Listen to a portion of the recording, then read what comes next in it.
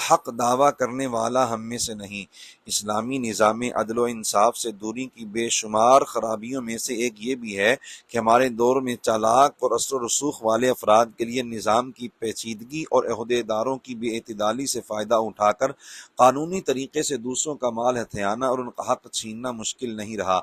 لوگ ارباب اختیار کے ساتھ اپنے تعلقات کا ناجائز فائدہ اٹھاتے ہوئے دوسروں کا حق چھین لیتے ہیں، ماہرین قانون کو بھاری فیسیں دیتے ہیں اور وہ اپنی چرب زبانی کے ساتھ کورٹ میں بات کہاں سے کہاں پہنچا کر اپنے موکل کے حق میں فیصلہ کروا لیتے ہیں۔ اسی طرح رشوتوں کے ذریعے دوسروں کا حق دبانا بھی عام ہو چکا ہے۔ قرآن و سنت میں یہ تربیت فرمائی گئی ہے کہ کسی بھی طریقے سے دوسرے شخص کا حق چھیننے والا اللہ تعالیٰ کی ناراضی اور اخروی سزا کا مستحق ہوتا ہے۔ کسی کے خلاف بیجا دعویٰ کرنا ہی ممنوع ہے،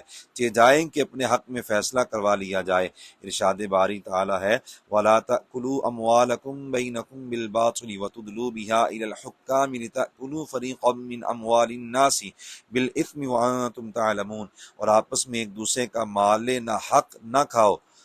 اور نہ ہی حاکموں کے پاس ان کا مقدمہ اس لیے پہنچاؤ کہ تم جان بوجھ کر لوگوں کا کچھ مال ناجائز طور پر کھا لو۔ صدر الافاضل سید محمد نعیم الدین مراد آبادی علیہ الرحمہ نے لکھا، اس سے معلوم ہوا کہ ناجائز فائدے کے لیے کسی پر مقدمہ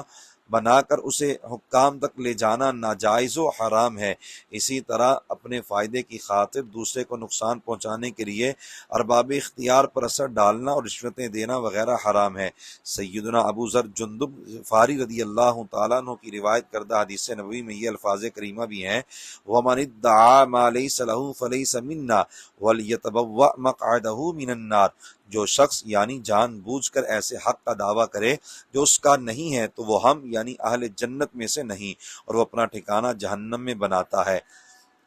امت کی تربیت کے لیے نبی غیبدان صلی اللہ علیہ وآلہ وسلم نے فرمایا، انما انا بشر وانکم تختصمون الی ولعل بعضکم ان یکون الحن بحجته من بعض فاقضی نحو ما اسمع فمن قضیت له بحق اخیہ شیئا فلا یأخذه فانما اقطع له قطعة من النار۔ میں انسان ہوں اور تم میرے پاس اپنے مقدمات دے کر آتے ہو، اور شاید تم میں سے ایک فریق دوسرے کے مقابلے میں حجت بازی میں زیادہ ماہر ہو، تو میں اس کا موقف سن کر اس کے حق میں فیصلہ دے دوں، تو میں اس کے بھائی کے حق میں سے جس چیز کا اس کے لیے فیصلہ کروں، یعنی اگر وہ در حقیقت اس کی نہیں تو وہ اس چیز کو نہ لے، بلکہ یعنی وہ سمجھ لے کہ میں اسے جہنم کی آگ کا ٹکڑا دے رہا ہوں۔